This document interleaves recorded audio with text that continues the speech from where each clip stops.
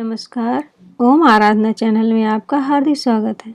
हरितालिका तीज पर सुहागिन महिलाएं करती हैं नख से सिर तक श्रृंगार। आइए जानते हैं हरितालिका तीज व्रत के बारे में। वीडियो शुरू करें इससे पहले आप सभी से हाथ जोड़कर निवेदन है कि प्लीज चैनल को लाइक, शेयर और सब्सक्राइब करें। भाद्रपद माह में पड़ने वाले तीज को हरितालिका तीज के नाम से जाना जाता है। इस दिन सुहागिन महिलाएं निर्जला व्रत रखकर पति के दीर्घायु की कामना करती हैं। सुहागिन महिलाएं इस दिन नख से सिख पूरे 16 श्रृंगार कर भगवान शिव और माता पार्वती की पूजा करती हैं। हरितालिका तीज पर महिलाएं करती हैं 16 श्रृंगार। महिला के सुहागन होने का प्रतीक होता है श्रृंगार। हरितालिका तीज का व्रत 30 अगस्त 2022 को रखा जाएगा। सुहागिन महिलाओं के लिए हरितालिका तीज का व्रत बहुत खास होता है। भाद्रपद माह के शुक्ल पक्ष की तृतीया तिथि के दिन हरितालिका तीज का व्रत रखा जाता है। इस बार हरितालिका तीज का व्रत मंगलवार 30 अगस्त 2022 को पड़ रहा है। हरितालिका तीज पर महिलाएं अपने पति की लंबी उम्र की कामना के लिए निर्जला व्रत रखती हैं। यही कारण है कि हरितालिका तीज के व्रत को हरियाली तीज, कजरी तीज, करवा चौथ और बट सावित्री व्रत में सबसे कठिन व्रत माना जाता है। इस दिन महिलाएं नख से सिख तक पूरे 16 श्रृंगार करती हैं। इस दिन महिलाएं दुल्हन की तरह सजती संवरती हैं और पूजा अर्चना करती हैं।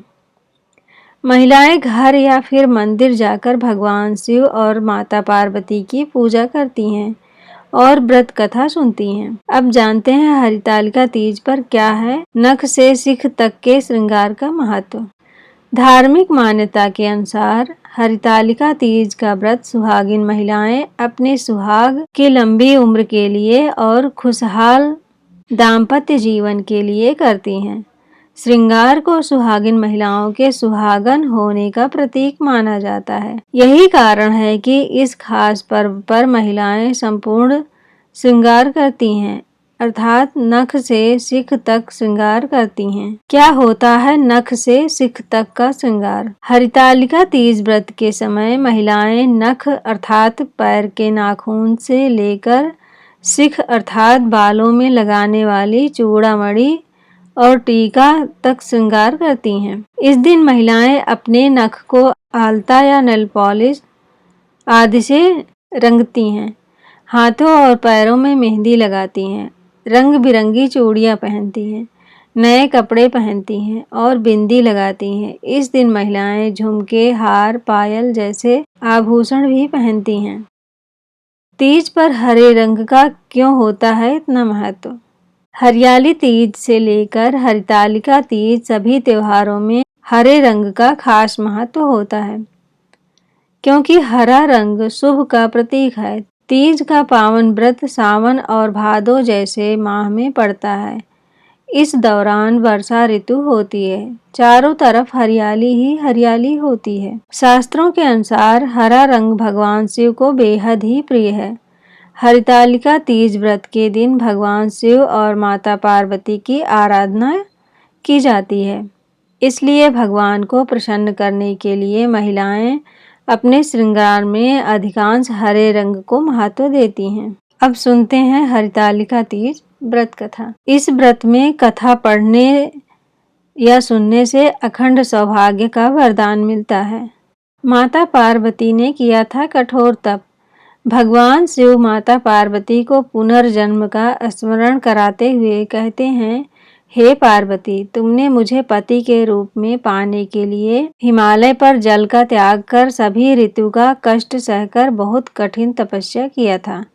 तुम्हारे पिताजी तुम्हें इस तरह से देखकर बहुत दुखी थे। एक दिन नारद जी तुम्हारे घर पर पधारे और तुम्हारे पिता से कहा कि मैं विष्णु जी के भेजने पर आया हूँ।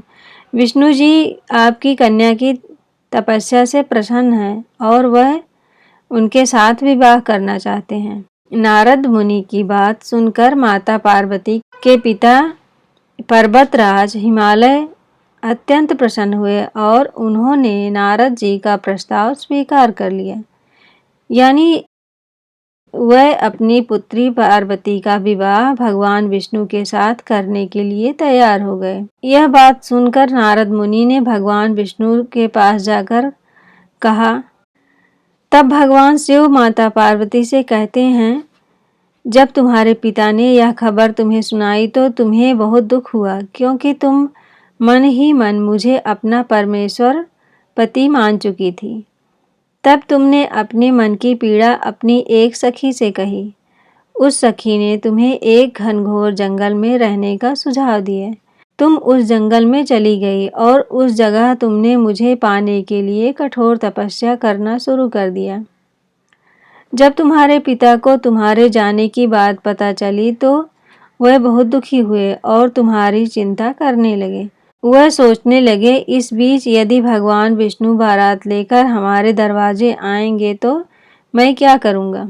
शिव जी ने माता पार्वती से कहा कि तुम्हारे पिता पर्वतराज हिमालय ने तुम्हारी खोज में धरती पाताल एक कर दिया, लेकिन तुम उन्हें कहीं नहीं मिली, क्योंकि तुम एक गुफा में रेत से शिवलिंग बनाकर मेरी आराधना करने में लीन हो चुकी थी।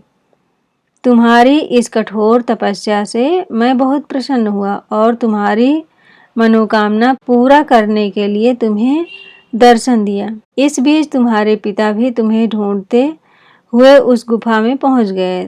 तब तुमने अपने पिता को सारी बात बताई। तुमने अपने पिता से कहा कि मैं घर तभी चलूंगी जब आप मेरा विवाह शिवजी से कराएंगे।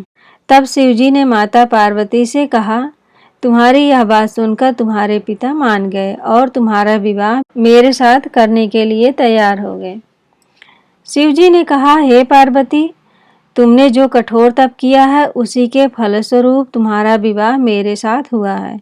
इसलिए जो भी स्त्री इस व्रत को पूरी निष्ठा से करेगी मैं उसे मनचाहा फल अवश्य दूंगा। इस व्रत को करने वाली हर स्त्री को अखंड सौभाग्य का वरदान प्राप्त होगा। ओम नमः शिवाय। अगर आप इस चैनल पर नए हैं तो प्लीज़ लाइक, शेयर और सब्सक्राइब करें, जिससे आने वाले वीडियो आपको मिल जाए। धन्यवाद। कमेंट में ओम नमः शिवाय जय माता दी जरूर लिखें। धन्यवाद।